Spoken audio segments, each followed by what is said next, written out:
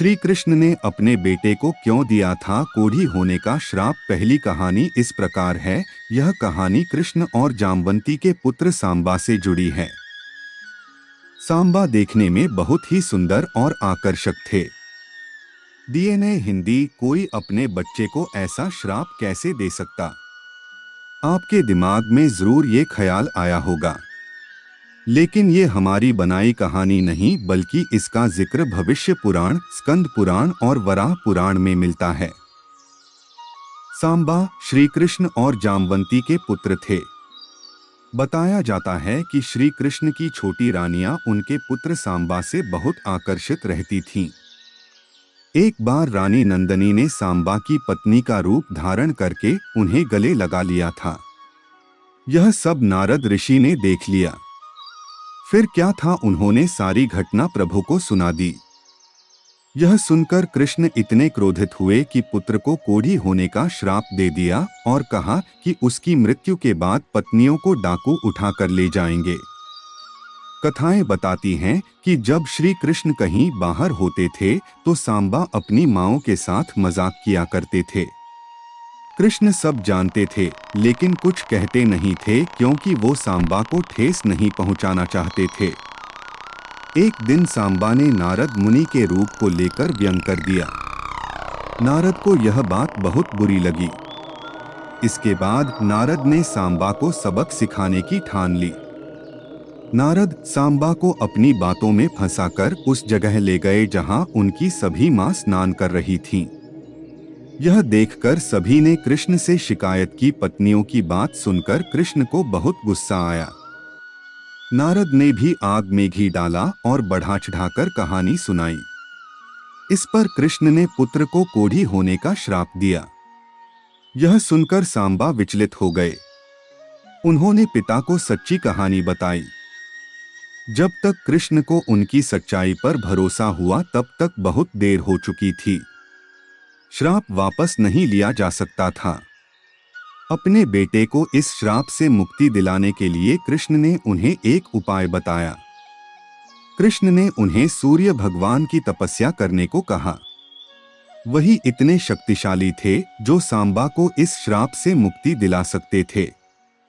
सांबा के इस श्राप की एक कहानी दुर्वासा ऋषि से भी जुड़ी है। इसका जिक्र सांबा पुराण में मिलता है। बताया जाता है कि सांबा ने दुर्वासा ऋषि की नकल की थी। इससे क्रोधित होकर ऋषि ने सांबा को श्राप दिया था। इससे मुक्ति के लिए उन्होंने चंद्रभागा नदी के किनारे 12 साल तक तपस्या की थी। दूसरी कहानी इस प्रकार है। भगवान कृष्ण से जुड़े ऐसे कई रहस्य हैं जिनके बारे में बहुत कम ही लोग जानते हैं। ऐसा ही एक रहस्य है उनके पुत्र से जुड़ा, जिसके बारे में कहा जाता है कि भगवान कृष्ण ने गुस्से में अपने ही पुत्र सांबा को कोढ़ी होने का श्राप दे दिया था। इसके पीछे की कहानी बड़ी ही रोचक है। कहते हैं कि भगवान श्री कृष्ण के श्राप से मुक्ति पाने के लिए सांबा ने सूर्य मंदिर का निर्माण करवाया था, जो अब पाकिस्तान के मुल्तान शहर में स्थित है। इस सूर्य मंदिर को आदित्य मंदिर के नाम से भी जाना जाता है। वैसे तो श्री कृष्ण की कई रानियां थीं, जिनमें से एक जाम्बवंत की पुत्री जाम्बवंती भी थी। श्री कृष्ण और जाम्बवंती के विवाह के पीछे भी एक कहानी है। पुराणों के अनुसार बहुमूल्य मणि हासिल करने के लिए भगवान श्री कृष्ण और जाम्बवंत में 28 दिनों तक युद्ध चला था। युद्ध के दौरान जब जाम्बवंत ने कृष्ण के असली रूप को पहचान लिया तो उन्होंने मणि समेत अपनी पुत्री जाम्बवंती का हाथ भी उन्हें सौंप दिया। कृष्ण और जाम्बवंती के पुत्र का नाम ही सांबा था।